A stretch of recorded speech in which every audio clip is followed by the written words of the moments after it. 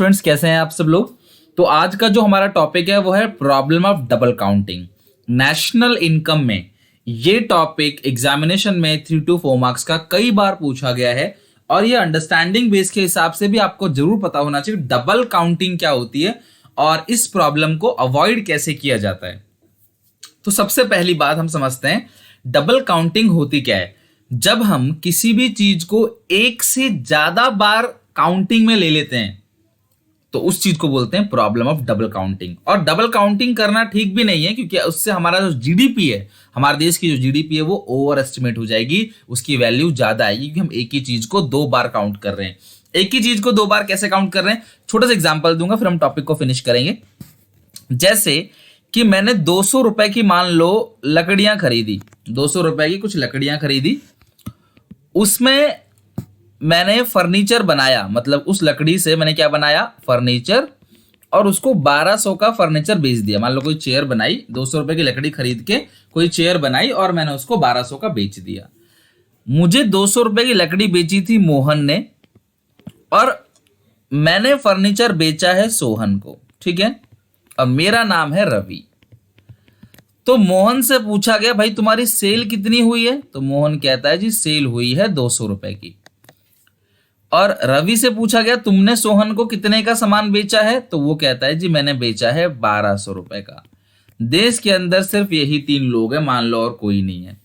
तो देश की जो सेल हो गई वो हो गई 1400, यानी इकोनॉमी की जो सेल है वो कितनी की हो गई, 1400। क्या ये सही काउंटिंग है? बिल्कुल भी नहीं। इसी प्रॉब्लम को बोलते हैं double counting. Sir double counting कैसे हो गई?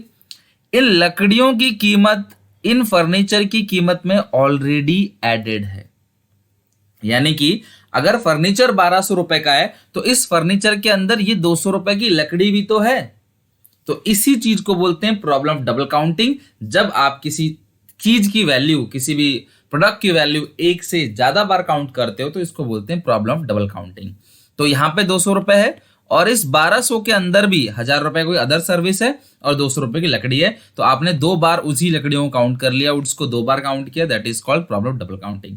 अब सर इसको अवॉइड कैसे करें? सिंपल सा फॉर्मूला इसे अवॉइड करने का। सबसे पहला काम, या तो आप किसी भी इंटरमीडिएट प्रोडक्ट को मत लो, सिर्फ आप फाइनल गुड्स ले लो। वो कितने का है, 1200। तो आपकी जो सेल हो गई या जो आपका सेल हो गया वो 1200 हो गया। आप अपनी सेल को 1200 ही मानो, 200 मत मानो। क्यों? क्योंकि वो 200 ऑलरेडी इस 1200 के अंदर ही इंक्लूड है। यानी कि आपने इंटरमीडिएट नहीं लेना, आपने सीधे क्या लेना है, फाइनल गुड्स की वैल्यू को लेना है, पहला रास्ता।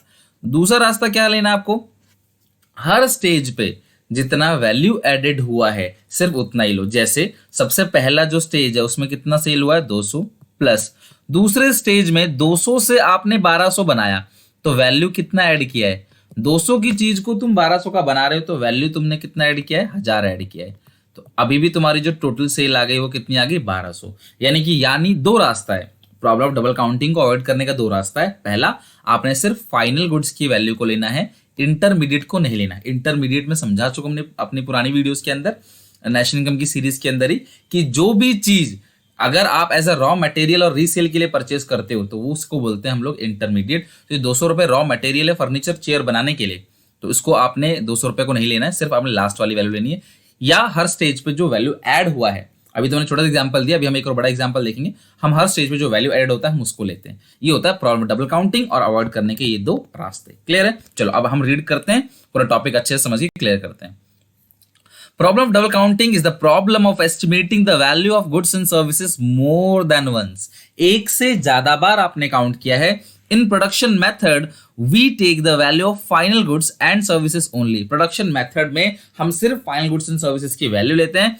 If we mistakenly यानी कि अगर हम कुछ गलती से हम लोग इंटरमीडिएट गुड्स की वैल्यू को भी ले लें तो उसी को बोलते हैं प्रॉब्लम ऑफ डबल काउंटिंग, यानी कि over estimation of national income. इससे हमारा जो नेशनल इनकम है वो ओवर एस्टिमेट हो जाएगा, यानी कि नेशनल इनकम की जो वैल्यू है वो ज्यादा आ जाएगी। जैसे हमारा इस एग्जांपल में 200 की जगह 1200 आना चाहिए था यहाँ 1200, लेकिन यहाँ पे कितना आ रहा है, 1400। क्लियर है?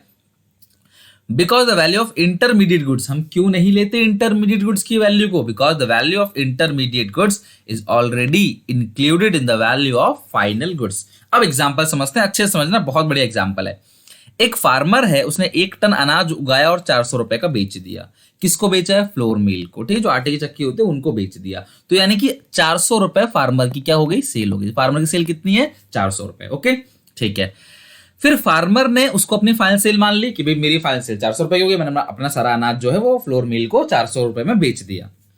फ्लोर मिल ने उस व्हीट को एज अ इंटरमीडिएट गुड्स बनाया और उसे कन्वर्ट कर दिया फ्लोर, यानी कि उस गेहूं को उसने आटे में कन्वर्ट कर दिया और फिर उसको सेल कर दिया 600 रुपए में। किसको? एक बेकरी वाले को, जो ब्रेड वगैरह बनाते हैं उनको बेच दिया। तो इस हिसाब से फ्लोर मिल वाले के लिए ये सेल कितनी की हो गई? 600 रुपए की सेल हो गई। समझ रहे हो बात को? 400 का वहां से लिया, उसको पीस के आटा बना के बेच दिया 600 में। तो फ्लोर मिल के लिए ये होगी फाइनल सेल। लेकिन बेकर के लिए यही चीज एक इंटरमीडिएट गुड्स है। क्यों? क्योंकि बेकरी वाला उस आटे को अपने पास रखेगा, वो आगे भी किसी को बेचेगा। एंड मैन्युफैक्चर ब्रेड, तो उसने क्लास या जो आटा मैदा जो भी कुछ कह लो, उससे उसने क्या बना दिया? ब्रेड बना दिया। और ब्रेड बना के शॉपकीपर को बेच दिया 800 में। तो उसकी सेल कितनी हो गई? 800 की। तो वो कहता है भाई मेरी सेल तो 800 रुपए की हो गई। लेकिन बेकरी वालों के लिए तो फाइनल सेल है, लेकिन उसने शॉपकीपर को बेचा। शॉपकीपर खुद उसे यूज नहीं करेगा, वो उसके लिए इंटरमीडिएट गुड्स है। शॉपकीपर क्या करेगा? सारा स्टॉक जो है ब्रेड का वो 900 रुपए में ग्राहक को बेच देगा। तो यानी कि उसने रीसेल के लिए खरीदा, तो ये इंटरमीडिएट गुड्स हो गया। तो वो बोलता है कि मेरी सेल तो 900 रुपए हो गई। तो क्या हम ये कह दें कि हमारे इकोनॉमी की जो सेल है, मैंने आपको पहले बताया, सेल को ही वैल्यू ऑफ आउटपुट बोलते हैं अगर कोई ओपनिंग और क्लोजिंग स्टॉक ना हो तो। अगर ओपनिंग क्लोजिंग स्टॉक है तो सेल्स प्लस चेंज स्टॉक। तो ये बोलता है मेरी सेल तो, हमारी पूरी सेल जो होगी इकोनॉमी की 2700 रुपए की सेल हो गई। क्या ये एस्टिमेशन सही है? दिस इज रॉन्ग एस्टिमेशन, बिल्कुल गलत है। यानी ये एस्टिमेशन बिल्कुल भी सही नहीं है। क्यों? क्योंकि इसमें ये 400 रुपए का जो आइटम है, या जो फ्लोर है, या जो व्हीट है, वो 600 में इंक्लूड है।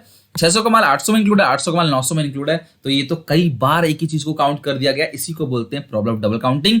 अगर एग्जांपल आता है लिखने के लिए एग्जामिनेशन में, तो आप इस तरीके से एग्जांपल देके पूरा कॉन्सेप्ट समझा सकते हो। तो ये होता है प्रॉब्लम ऑफ डबल काउंटिंग। तो इस प्रॉब्लम को अवॉइड करने के लिए हमारे पास 2 रास्ते हैं। पहला रास्ता क्या है? आपको सिर्फ लेना है क्या? टोटल आउटपुट, सॉरी, आपको वैल्यू एडेड लेना है इंस्टेड ऑफ टोटल आउटपुट। यानी कि हर बार का 400 600 इस तरीके से लेना। हर स्टेज पे जो वैल्यू ऐड हुआ है, यहाँ पे तो वैल्यू पूरा 400 ऐड हुआ है, यहाँ 600 से 200, यानी सॉरी यहाँ 400 का सामान जो है 600 में बेचा, तो कितना वैल्यू ऐड किया? 200। फिर 600 का 800 में बेच दिया, फिर कितना ऐड किया? 200। फिर 800 में 100 ऐड करके 900 का बेचा, तो 100। तो यहाँ पे टोटल कितना वैल्यू ऐड हो गया? 400, 500, 600, 700, 800, 900। तो आपका जो वैल्यू एडेड है वो हर स्टेज पे जितना वैल्यू आपने ऐड किया है आपने उसको लेना है, ठीक है।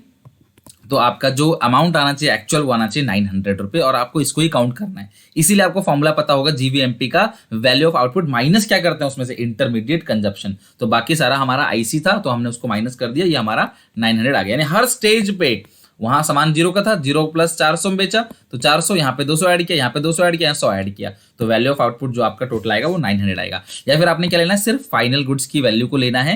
जो फाइनल गुड्स की वैल्यू है सिर्फ हम उसको काउंट करेंगे, जो फाइनली जो मतलब कि लास्ट का जो अमाउंट होता है हम सिर्फ उसी को काउंट करेंगे। या फिर हम लोग क्या करेंगे? हर स्टेज पे जो वैल्यू ऐड हुआ है उसको काउंट करेंगे। तो आप चेक करो कि जो लास्ट में आपने सेल किया वो कितना है। लास्ट का सेल जो है वो कितने का है? आखिरी में आपने कंज्यूमर को कितने में बेचा है? लास्ट में आपने जो कंज्यूमर को बेचा है वो बेचा है 900 रुपए में, तो आपकी जो लास्ट की टोटल सेल आएगी वो 900 रुपए आएगी। समझ रहे हो बात को? तो लास्ट की सेल 900 रुपए है, तो आपने फाइनल की वैल्यू लेना। The second way of avoiding double counting is to take the value of final products only. Final products are those which are purchased for the consumption and investment. Like ये 900 जो shopkeeper ने consumer को बेचा, ये आपका final goods की value है, इसको लेना है। तो या तो 900 ले लो आप फाइनल गुड्स की वैल्यू को, या हर स्टेज में वैल्यू ऐड किया है आपने वो ले लो। दोनों तरह से आंसर 900 आएगा। आई होप कि आपको प्रॉब्लम ऑफ डबल काउंटिंग अच्छे से समझ आ गया होगा इस छोटी सी वीडियो के अंदर। तो लाइक जरूर करना अगर आपको अच्छा लगा हो तो, और ऐसी वीडियोस देखने के लिए पूरा अकाउंटेंसी का 11th के लिए हमारा अलग चैनल है, सुनील पांडा कॉमर्स क्लासेस, 12th का है, कॉमर्स पांडा 11 जो है वो 11th का है। तो आपको ध्यान रखना है, क्लास 12th का अकाउंटेंसी, इकोनॉमिक्स और बीएसटी पूरा सिलेबस आपको यहाँ कंप्लीट मिलेगा। सब्सक्राइब कर लो क्लास, आपके साथ बोर्ड के एग्जामिनेशन तक फ्री ऑफ कॉस्ट सारी चीजें आपको प्रोवाइड कराता रहूंगा। बाय बाय, टेक केयर, मिलेंगे नेक्स्ट वीडियो में।